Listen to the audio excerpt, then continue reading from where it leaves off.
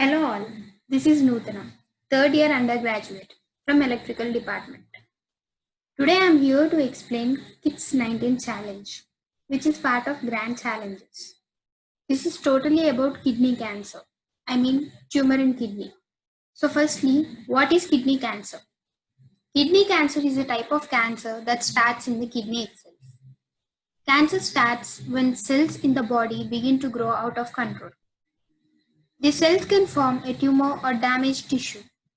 There are more than 4 lakh new cases of kidney cancer each year, and surgery is its most common treatment due to the wide variety in kidney tumor morphology. So, this is an example of MRI scan of renal cell carcinoma, which is a type of kidney cancer. It's usually one tumor inside one kidney, but there can be more than one and they can happen in both the kidneys. So there are several types of kidney cancers like renal cell carcinoma, as we have already seen it. The most common type of kidney cancer, about 9 to 10 of kidney cancers are RCC. Knowing the subtype of RCC can be a factor in deciding treatment and also help your doctor determine if your cancer might be caused by an inherited genetic syndrome. There are also several subtypes of RCC based mainly on how they look in the lab. Firstly, clear cell renal carcinoma, most common form of RCC. About 7 out of 10 people with RCC have this kind. In lab, these cells make a clear look. Next is non-clear renal cell carcinoma, which have more subtypes like papillary RCC, chromophobe RCC, which altogether makes up less than 10% of RCC. Next, going to other major kind, transitional cell carcinoma, also known as urothelial carcinoma. Of every 100 cancers, 5 to 10 are TCCs. These don't start in the kidney itself, but in the lining of renal pelvis, I mean where the ureterus meets kidney. Cancer develops from these transitional cells of lining, which looks as bladder cancer in lab. And next one is Wilms tumor, nephroblastoma. Wilms tumors almost always occurs in children. This type of cancer is very rare among adults. So these are benign, I mean non-cancerous kidney tumors, which means they do not spread to other parts of the body, although they can still grow and cause problems. So the first one is renal sarcoma. Renal sarcomas are rare type of kidney cancers that begin in blood vessels or connective tissues of the kidney. And the next one is angiomyolipoma. So the most common begins in kidney cancer. These tumors are made up of different types of connective tissues, which is common in women and in people with TB. Oncocytoma. Oncocytomas are benign kidney cancers that are not common and can sometimes grow quite large. So, coming to causes of kidney cancer, changes or mutations in genes are the major causes. Cancer is caused by changes in the DNA inside our cells. Certain inherited DNA changes can run in some families and increase the risk of kidney cancer. Some gene mutations happen during a person's lifetime and are not passed on. So, here are some risk factors such as smoking, obesity, high blood pressure, misusing certain pain medicine for long time, von Hippel-Lindau syndrome, tuberculosis. Symptoms of kidney cancer: blood in urine, pain in the side, a lump in your abdomen, loss of appetite or weight loss for no reason, fever, low back pain, feeling tired, anemia and fatigue. How would they diagnose this cancer? Well, there are two methods in which the first one is urine and blood tests. Urinalysis, which tests your pee for blood or cancer cells. Blood test to see how well your kidneys are working. and a complete blood count to make sure you have a healthy number of white blood cells, red blood cells, and platelets. People with kidney cancer often have anemia. Anemia when you don't have enough red blood cells. So coming to the second type, which is imaging tests, and the first one is ultrasound. In an ultrasound, sound waves are used to produce pictures of your organs. Might show if there is any tumor in your kidney. For this, you will lie down and a gel will be spread over your abdomen or back.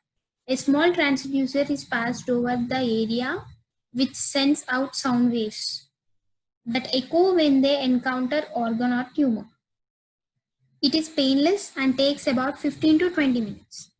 And the second one is CT scan, computerized tomography, which is 3D one. So this uses X-rays to take many pictures of the inside of our body. Then a computer compiles them into detailed cross-sectional picture. Generally, if kidney cancer is suspected on ultrasound, doctor recommends a CT scan, which helps in identifying any tumor in kidney, their size, shape, and position. This takes about 30 to 45 minutes. And the next one is MRI scan, magnetic imaging resonance. Uses a powerful magnet and radio waves to build up detailed cross-sectional pictures of your inside body. Only few people need MRI. It might be used to check whether the cancer has spread to spinal cord or not. This has a noisy, narrow machine which makes people feel anxious. So you may be given a medicine to help you relax and earplugs to help you out, as this takes about 30 to 90 minutes. Next one is PET, positron emission tomography. This uses a special dye containing radioactive traces which are injected into the organ, and then they absorb the tracer. When detected by PET scanner, traces help you to see how well your organs are working. Here the first one is ultrasound of kidneys, and the second one is CT scan of kidney, where you can see a small cancer cell over here.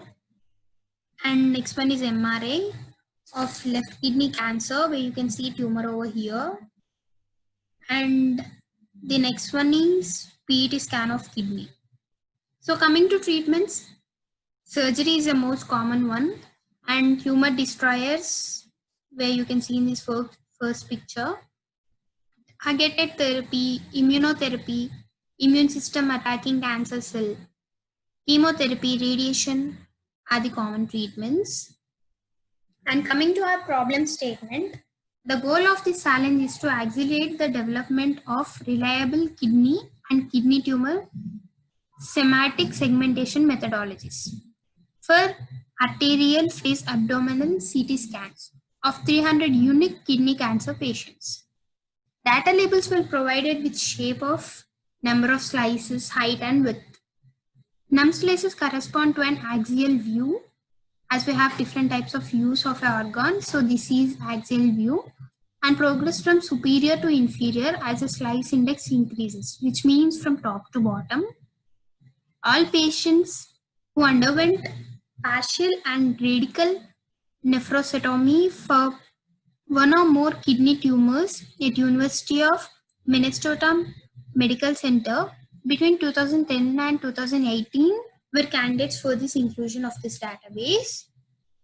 And coming to ground truths and labels, the first and last slices containing kidney or tumor tissue were recorded. We refer them to be pre and post respectively. So the first slice, this is referred to be pre, and this is post. First and last slices containing renal hilum. So this part is this renal hilum, the phase where all arteries and blood veins enter the kidney. And so this first slice and last slice are referred over here like LHB, LHC, and for the right one and left one respectively. Evenly spaced slices were selected for annotation such that the largest number of selected slices between pre and post to be 50 if possible. For each selected slice, the annotator drew one or more contours such that all tissue dissipated inside the contours was kidney, tumor, or fat. We refer to these as kidney contours. Like, as a slice have more than kidney, they'll just draw a contour which is nothing but a shape or an outline of this kidney such that the slice only contains kidney, tumor, or some other fat. In slices where renal hilum was present, the annotator excluded some of the signs and collecting system from their contours such that the largest concavity in their contour began and ended at the entrance of the hilum. I mean, they'll just contour with the hilum. The annotator then drew a new series of contours such that the only tissue depicted in their interiors was tumor or not kidney. We refer to these as tumor kidneys. So this is in detail how they do it. Kidney tumors for unannotated slices.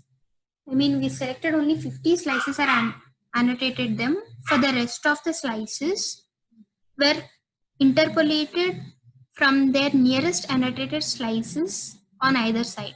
This was done by simple linear morphing. For each slice between pre and post, a simple 3x3 Gaussian blur was performed and pixels inside kidney contours below a blurred unit value of -30 were excluded, likely fat.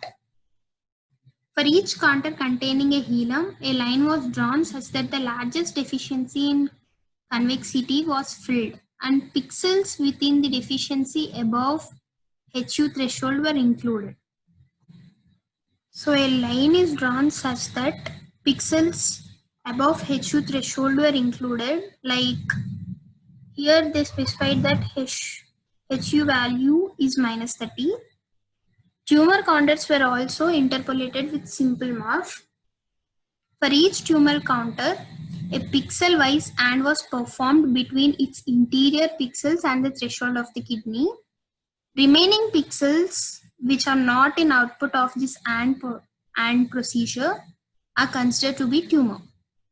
This procedure works for majority of cases, but occasionally where other concavities that were larger than that of hilum. In these cases, the endpoints of hilum were chosen manually. So these are some statistics which provides rate of new cancers by age group. I mean, for both the sexes. So here we can see that for the age group between 75 to 90, the rate of cancer is the largest. Kidney cancer is 9th most commonly occurring cancer in men and 14th most commonly occurring cancer in women. As we can see here also, male have more probability of getting than female. And the conclusion is, considering the existing works, kidney tumor identification and classification will detect and classify the tumor, which does not give any information about types of cells present in the tumor.